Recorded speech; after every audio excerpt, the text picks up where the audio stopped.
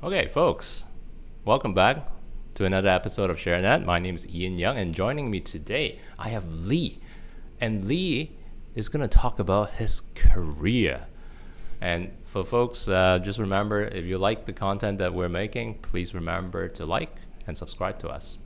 All right, Lee, it's been a while. The last time I saw you was, 2 years ago, probably? Maybe more than that. Yeah, probably longer than that. So, how are you doing lately? Doing pretty good. Can't complain.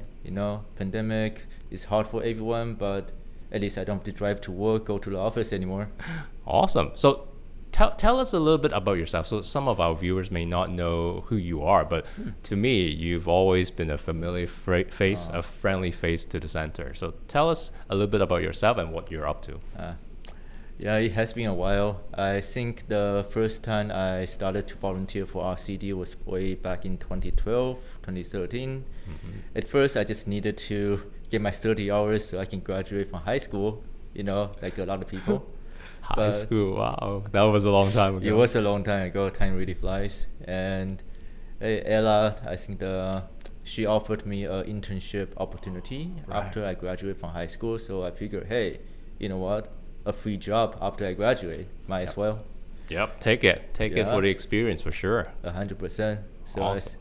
I think I worked for the RCD while doing my university classes in Kunlun for accounting for about a year.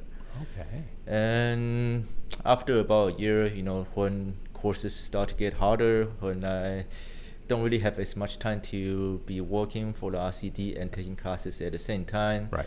I kind of just volunteer here and there and do a full-time student. And after graduating from university, I got my accounting degree.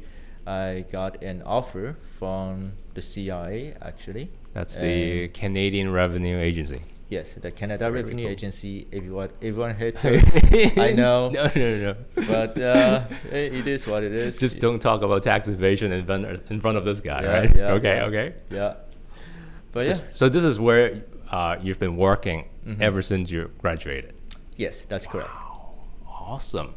Now let's talk about like accounting / this career that you're into. How did you get started in this area? Is this like math is never in my mind? Is that something that always interests you? Well, ever since high school, math has been my strongest subject. So that's kind of one of the reasons that kind of pushed me to this area. But if I'm being brutally honest with you, I just don't know what to do. Okay. And I just graduated from high school. I have no idea about the real world and what kind of career path is good, what kind of career path is bad. So I walked up to the administrative counter in Kunlun and I asked them to see a program list. It's like, you know what? I'll take the first one. The first one is accounting. A starts with an A. Yeah, starts with an Okay, A. I'll take accounting. Okay. And yeah, I studied accounting. First year was pretty easy. Okay. Second year, still kind of easy, so I stuck with it. Oh. Third year and fourth year gets a little bit harder, but it was manageable. Right. Wow, very impressive. Now, like I don't know, like you're talking to the wrong guy when you talk about math. I don't enjoy math at all. What do you enjoy most about the job that you're doing or the accounting stuff that you're doing in general? And the most enjoyable part of my job, I would say, is the people. Honestly, the accounting aspect, the math aspect is not too relevant to my job because we use calculator, we use Excel, we use a lot of software to basically do the math for us. Okay. And a lot of things that we do is really just the logical part, making a decision whether in this particular situation, do we apply procedure number 1 or do we apply procedure number 2? Right. Instead of 2 plus 2 is 4, minus 1 is 3. Those kind of thing. Interesting. So I imagine there must be a lot of like rules that you need to follow, right? So and that's all in your head, right? So that's part of this skills over time that you've learned. Yeah. Okay. I would say memorizing the rule is not the top priority. It's knowing where to get the information. Okay. Yeah. So Absolutely. Where to look up is Yeah. the most important part. For sure. Okay, well, there's always a challenge in any kind of work. So tell me about the biggest challenge that you have faced. Biggest challenge, or first, the biggest challenge is definitely getting used to the professional environment. Okay. This is the first big organization I've worked with, and I have no prior experience aside from the RCD internship, which everyone is really supportive, very friendly. But when you go to the actual big organization, they put you in a training room with a bunch of other people. How many people? My training room was, I think, about 10 people. Okay. When I first started, it was just a student group because Okay. I was on a co-op program. Right. And yeah, everyone was doing training for, I think, a month actually. Okay. Just like Okay, 70. so at least it's a small group to start It's off a with, small right? group. It's Before small. they toss you in with like 200 people, right? They do that. Okay. Yeah. Okay. So and then and you were saying like you started with 10 and then you go through a training. And then after training, what happens? After training, you kind of just on your own. They trust you to do the job. They trust you to follow the procedure. Even though some of the training might not be the most informative. Okay. Some trainers they might not even have experience in training. Right. Because speaking from my own experience, because I actually became a trainer, I think 2 years after I started. Oh, you're training now. I used to train. Okay, now you Yeah. move on to different things. I've moved on to different scene. Okay. But when I first did training, I make sure every single slide, I have a whole notes section, Right. like paragraphs after paragraph. Include Just- some jokes here and there, so it's right. not too dry.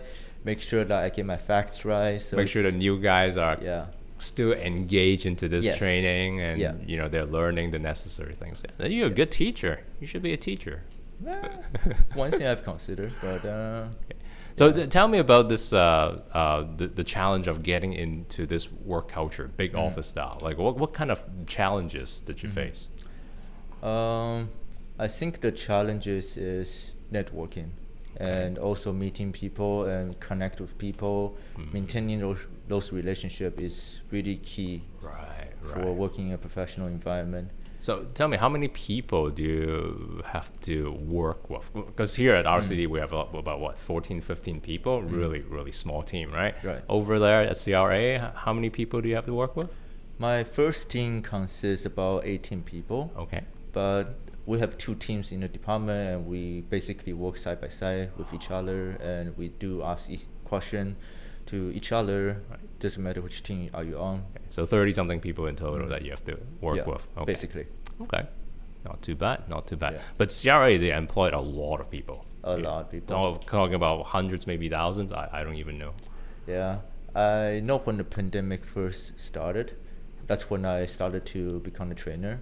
We hired 200 plus onboarding people just for the Canada Emergency Benefit related I department. see.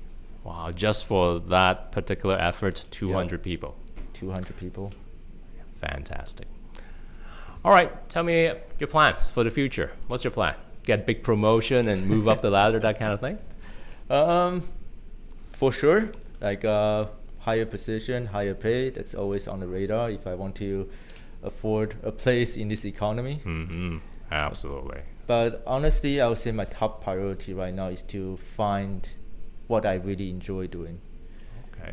I've worked with 5 different departments in the past 4 years, and I kind of get an idea of what kind of things I enjoy to do, what kind of things I get bored really easily. It's very important to do what you really enjoy doing, otherwise you get burned out really easily. I see. Well, yeah. you're still young. You still have time. You're in your mid-20s, right? So lots of time and to still experience different parts within CRA. So good on you. Thank you. Last question. Any advice for other people, young people, planning to go into this area, such as your career with CRA or just accounting in general? Yeah, I would say the number one advice I can give, not just for accounting or the CRA, but to anyone who is looking for a job, is don't be too down or depressed when you get rejected. Right.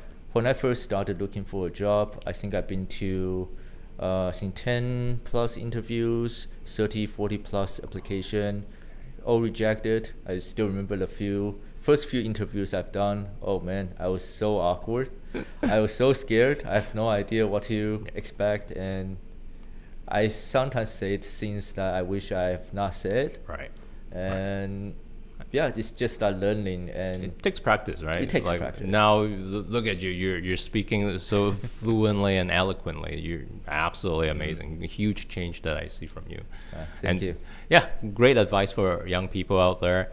Just keep trying. 10 plus interview, 20 plus interviews. You know, that's probably the trend that I see for Yeah. young people. Yeah, keep trying, and eventually you land a good job, like with the CRA. Hey, you're good to go for life. Yeah, for sure. Awesome. Okay. Thank you, folks, for joining us. And this will be the last episode for this term, this season. And I'll have a wrap up video for next week. And that's where I'll just summarize what we've done so far in this season. We have tons and tons of good topics here, and I hope you all enjoy it. And then I'll also talk a little bit about what we'll do next season. All right. Thank you, folks. Thank you, Lee, for joining us. Thank you. Have a good one. I'll see you all next week. Bye now.